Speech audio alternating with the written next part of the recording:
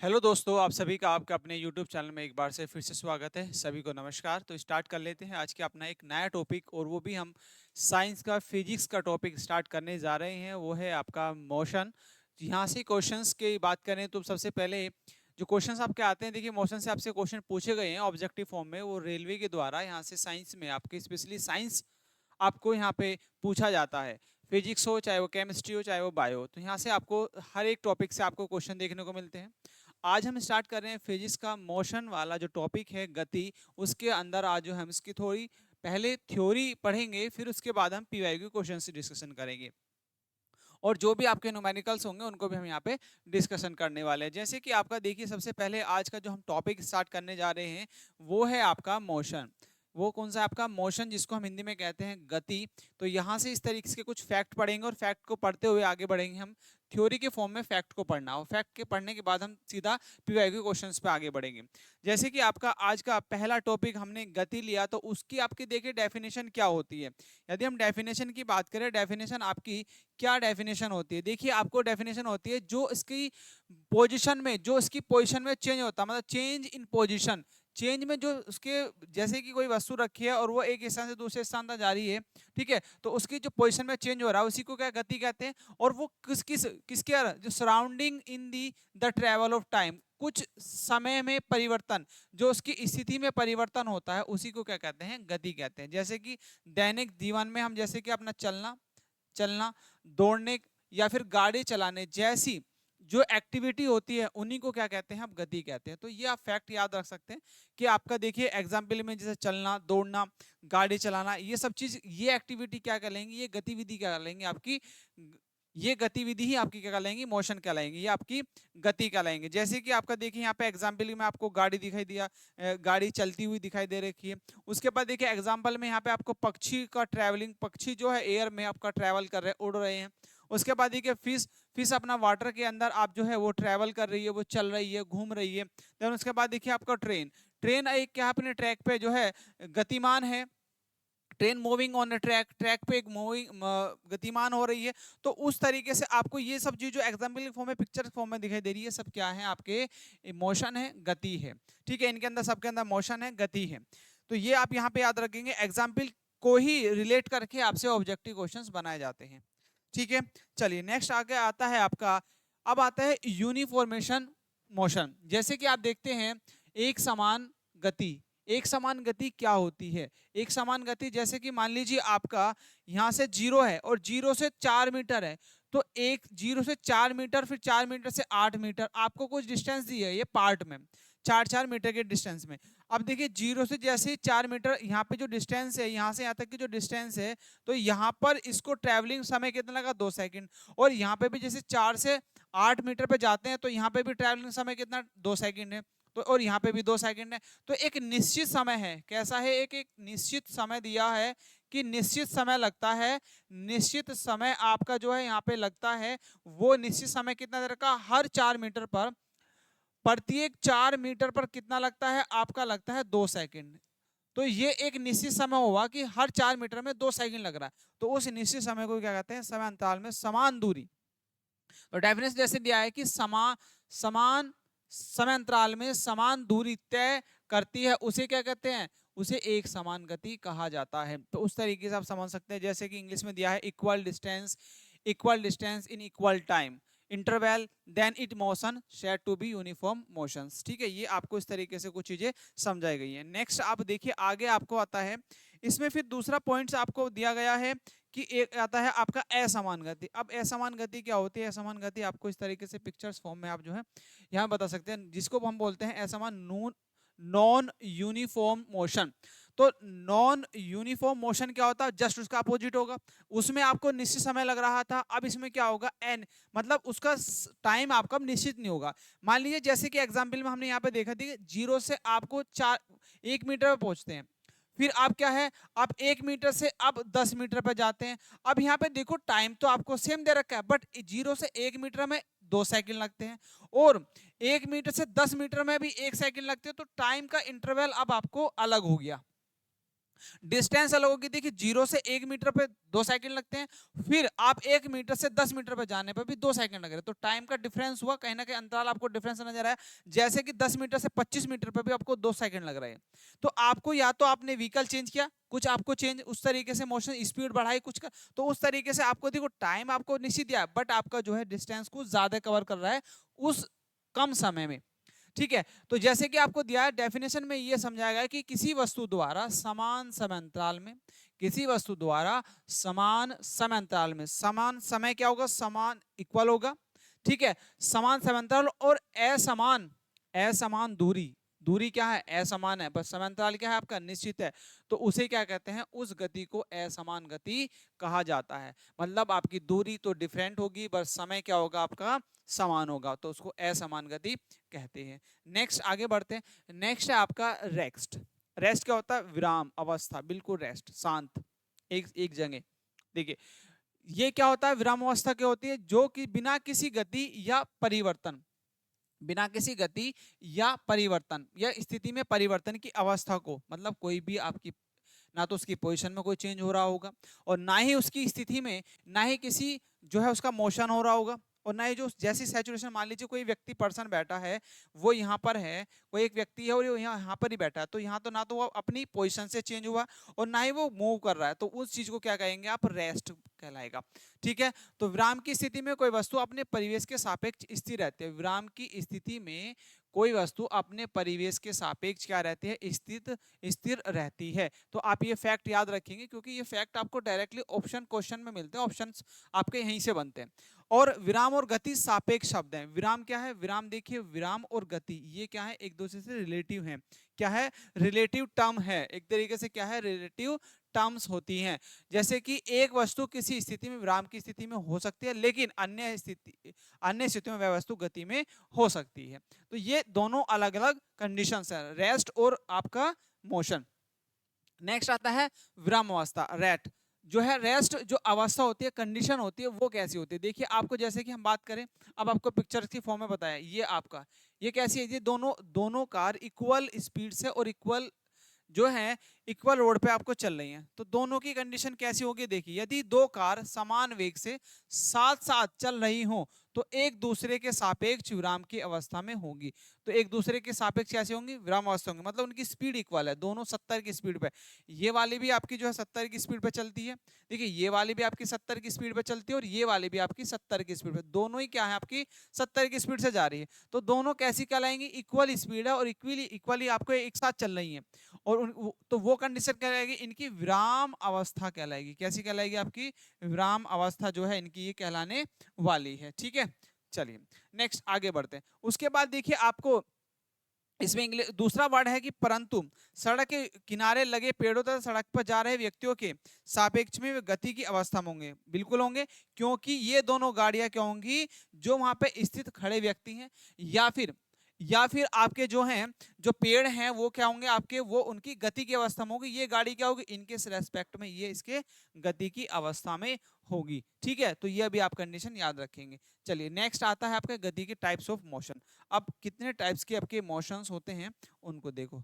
Types of motion, types of motion की बात करते हैं तो आपके तीन तरीके के आपके जो है मोशंस होते हैं, लीनियर मोशन या रेक्टिलाइन लीनियर मोशन होता है, या फिर रोटेटरी मोशन होता है, और ऑक्सीलेटरी मोशन होता है, जिसको हिंदी में कहते हैं रैखिक गति या रिजु रेखीय गति, और दूसरा होता है घूर्णी गति या दोलन गति। तो तीन तरीके के आपके मोशन होते हैं, रैखिक गति, लीनियर, ठीक है, घूर्णन गति जो रोटेटरी मोशन होता है, और आपका दोलन या ऑक्सीलेटरी जो मोशन होता है जो आपको ट्रेवल करता है। ठीक है, तो चलिए इनको आगे पढ़ लेते हैं। नेक्स्ट आपको देखिए सबसे पहले हम पढ़ेंगे लीनियर मोशन और रेक्टेंगुलरी मोशन आपका क्या होता है, जो रिजु रेखीय गति बोलते हैं, रिजु रेखीय गति बोलते हैं। देखिए किसी वस्तु की गति, किसी वस्तु की स्थिर गति, रेस्ट वाली गति, और दिशा के साथ एक सीधी रेखा में गति को रैखिक या रिजु रेखीय गति कहा जाता है। ऐसा तब होता है जब किसी वस्तु का विस्थापन व्यतीत हुआ हो समय के समानुपाती होता है, व्यतीत हुए समय के समानुपाती होता है। जैसे कि बात करिए सीधी रेखा पर चलती हुई एक रेलगाड़ी, ये रेलगाड़ी सबसे बेस्ट इसका उदाहरण है, एक स्ट्रेट ट्रैक पे चलती हुई एक रेलगाड़ी। ये आप इसका एक एक एग्जाम्पल, बेस्ट एग्जाम्पल क्या है, सीधी चलती हुई एक रेलगाड़ी। नेक्स्ट आता है आपका रोटेटरी मोशन, मोशन, जैसे कि अर्थ क्या है आपका रोटेट करती है, और जैसे कि आपको यहाँ पे व्हील देखिए, ये गाड़ी का क्या है, ये पहिए हैं।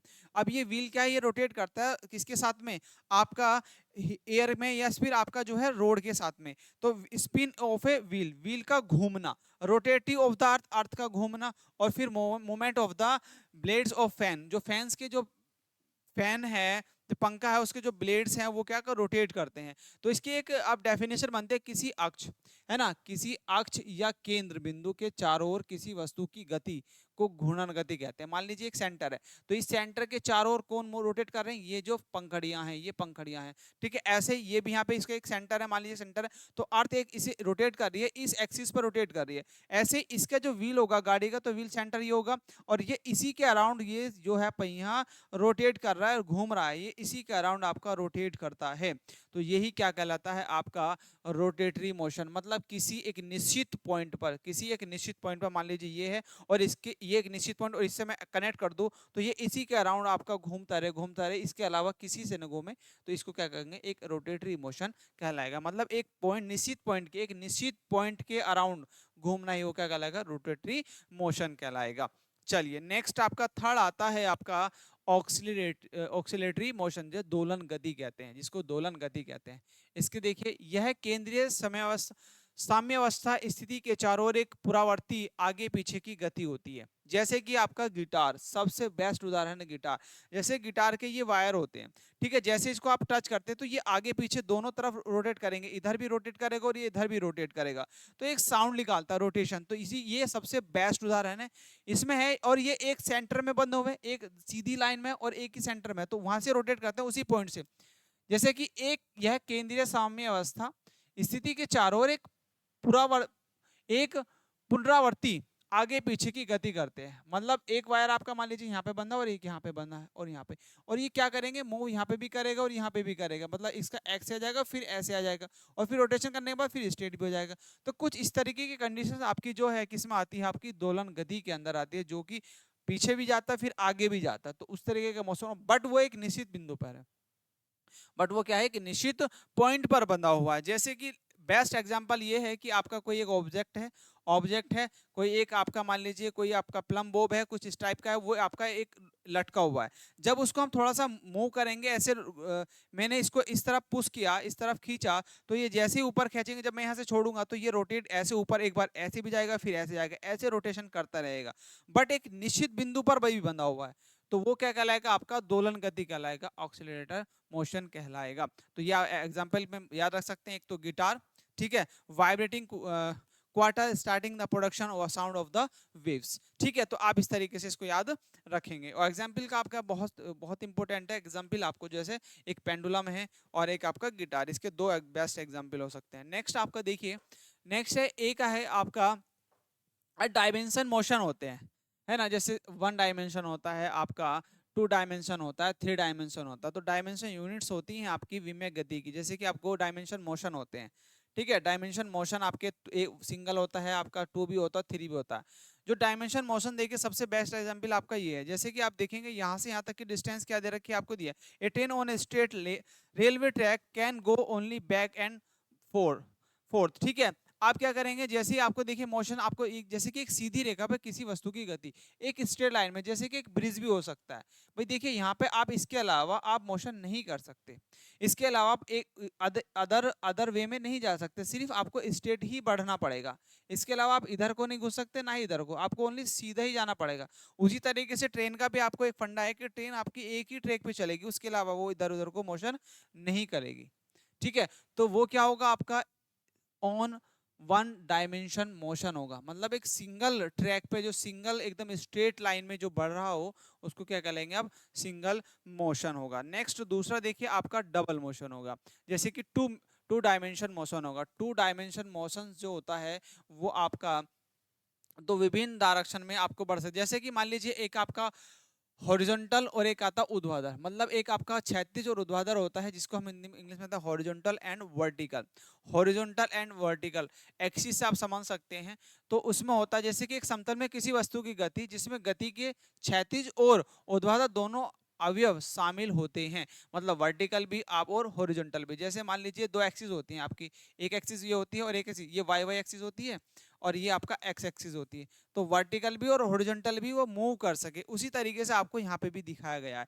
ये एक्स एक्सिस और ये वाई एक्सिस में मोशन कर सके, उसको क्या कहलाएंगे, टू डायमेंशन मोशनल आप कहलाएंगे कहते हैं। नेक्स्ट देखिए आपका three dimension motion. Three dimensional motion क्या होगा, थ्री में गति होगी अंतरिक्ष में किसी वस्तु की ऐसी गति, देखिए अंतरिक्ष में किसी वस्तु की ऐसी गति जिसमें तीन लंब एक्सिस एक्स वाई जेड आपके कोऑर्डिनेट्स, तीन कोऑर्डिनेट्स होते हैं, उसमें जो आपको स्थिति में परिवर्तन होता है उसे क्या कहते हैं, मोशन कहते हैं। मान लीजिए आपका जैसे कि फ्लाइंग पक्षी है, जैसे कि वो उसकी डायरेक्शन एक्स एक्सिस में जा सकता है, हॉरिजॉन्टल में जा सकता है, और आपका जो है वो आपका देखिए वर्टिकल, हॉरिजॉन्टल और आपका इंक्लाइंड भी बढ़ सकता है, तीनों डायमेंशन में बढ़ सकता है। ठीक है, तो आप इसको इस तरीके का बेस्ट एग्जांपल आपका पक्षी। ठीक है, चलिए नेक्स्ट आप आगे बढ़ेंगे। नेक्स्ट है आपका गति से संबंधित मूलभूत शब्द, जैसे कि आपका आता है रेफरेंस पॉइंट। रेफरेंस पॉइंट ये आपको ये आपका ऑब्जेक्टिव पॉइंट में पूछा गया है कि रेफरेंस पॉइंट को आप किस तरीके से शो करते हैं या क्या होता है। यह एक निश्चित स्थान या निश्चित बिंदु है, यह एक क्या है, एक पर्टिकुलर निश्चित एक कांस्टेंट है, निश्चित पॉइंट है जिसका उपयोग किसी वस्तु के सापेक्ष, किसी वस्तु के रिलेटिव उसकी स्थिति या गति को निर्धारित करने के लिए ज्ञात किया जाता है। जैसे कि मान लीजिए आपका कोई यहाँ पे ऑब्जेक्ट है, मान लीजिए यहाँ पे आपका कोई एक बॉक्स है और इस बॉक्स को ये रोटेट करता है इस पर, तो ये रोटेशन या इसकी पोजीशन है, तो एक निश्चित पॉइंट, इस निश्चित पॉइंट को मानते हुए इसका जो पोजीशन होगी, इस पोजीशन को आप लोकेटेड कर सकते हैं दो पॉइंट से। तो ये जो पॉइंट लोकेटेड होगा इस पॉइंट से, इसकी जो आकृति या इसका इसका जो स्थान बनेगा उससे आप जो है तो उसको आप लोकेटेड कर सकते हैं इस ऑब्जेक्ट को। तो इसका एक रेफरेंस पॉइंट, ये रेफरेंस पॉइंट ही कहलाएगा। ये क्या होगा, एक तरीके से इस ऑब्जेक्ट का ये रेफरेंस पॉइंट कहलाएगा। ठीक है, तो आप इस तरीके से इसको रेफरेंस पॉइंट की डेफिनेशन को समझेंगे। ठीक है, देन उसके दूसरा आपका आता है पोजीशन। पोजीशन क्या होता है, पोजीशन होता है the reference the specific location. क्या होती है, एक स्पेसिफिक लोकेशन होती है और coordinates of an the object, coordinate के साथ में। जैसे कि अंतरिक्ष में किसी चयनित संदर्भ बिंदु रेफरेंस पॉइंट के सापेक्ष किसी वस्तु के निश्चित स्थान या निर्देशांक को मतलब लोकेटेड करना, उसी को क्या कहलाएगा, आपका जो है स्थिति या पोजीशन कहलाएगी। मान लीजिए आपके कुछ एक ऑब्जेक्ट है, क्या मान लीजिए कोई वो आपको एरोप्लेन उड़ रहा है, वो एरोप्लेन एक निश्चित है किस दिशा में जा रहा है और किस डायरेक्शन में बढ़ रहा है, वो आप किस तरीके से निकालेंगे, उसकी पोजीशन कहाँ से बताएंगे, कोऑर्डिनेट्स के माध्यम से बताएंगे। तो कोऑर्डिनेट्स के माध्यम से क्या निकालते हैं, उसकी पोजीशन निकालते हैं। ठीक है, तो वही क्या होगा आपका कोऑर्डिनेट्स की हेल्प से। देन दूसरा आता है आपका पाथ लेंथ। पाथ लेंथ आपका क्या होता है, देखिए पाथ लेंथ को समझेंगे। पाथ लेंथ किसी ऐसी वस्तु द्वारा तय किए गए पथ की कुल लंबाई के रूप में परिभाषित किया जाता है। क्या मतलब, ये बोला गया कि पथ की कुल लंबाई जो होगी उसको क्या कहेंगे, पाथ लंबाई कहेंगे। ठीक है, the total length of the path ट्रेवर्स by the object, object के द्वारा जो पाथ की लंबाई तय की जाती है, जो लंबाई तय की जाएगी उसको पाथ लेंथ कहे बोलेंगे। ठीक है, चलिए दूसरा आता है आपका डिस्टेंस। आपका डिस्टेंस, ठीक है, डिस्टेंस देखिए क्या होता है, यह दो बिंदुओं के बीच की कुल लंबाई होती है। मान लीजिए ए पॉइंट है और बी पॉइंट कोई माना गया और इनके बीच की कुल डिस्टेंस क्या होगी आपकी, वो आपकी जो इनके बीच का जो एक गैप बनेगा उसी को क्या बोलेंगे, आप डिस्टेंस बोलेंगे। जिसे आमतौर पर किसी वस्तु द्वारा तय किए गए, डेफिनेशन में हमें लिखा है कि आमतौर पर किसी वस्तु द्वारा तय किए गए वास्तविक पथ के साथ मापा जाता है। ठीक है, तो ये आप डेफिनेशन के फॉर्म में थे। ये आज हमने थोड़ा सा अपना मोशंस के बारे में पढ़ा, गति क्या होता है, गति की टाइप्स कितना होते हैं, और इसकी जो आपके टर्म्स होती हैं, डेफिनेशन, सम डेफिनेशंस हो सकती हैं, वो आपको जो है यहाँ पे समझनी। ठीक है, ये हमने यहाँ पे आज थोड़ा सा इसको स्टार्ट किया था, कुछ पॉइंट्स थे, तो ये आज हम यहाँ पे अभी थोड़ा सा इसको स्टार्ट किया है थ्योरी के फॉर्म में। इसको कंप्लीट करेंगे, फिर उसके बाद हम जो है अपने ऑब्जेक्टिव क्वेश्चंस भी अब यहाँ पे डिस्कशन करेंगे। ठीक है, तो अभी के लिए फिलहाल आप यहाँ पे आप उसको अभी यहीं पे एंड करते हैं, और फिर इसके क्लास के में आगे आप थ्योरी के और क्वेश्चन और चीज़ें भी इसके आगे की डिटेल्स पढ़ेंगे। तो नेक्स्ट क्लास में इसको कंटिन्यू करेंगे। तब तक के लिए आज इस क्लास को यहीं पे एंड कर लेते हैं, तो मिलते हैं आपसे नेक्स्ट क्लास में। तब तक के लिए बाय बाय, जय हिंद, जय भारत दोस्तों।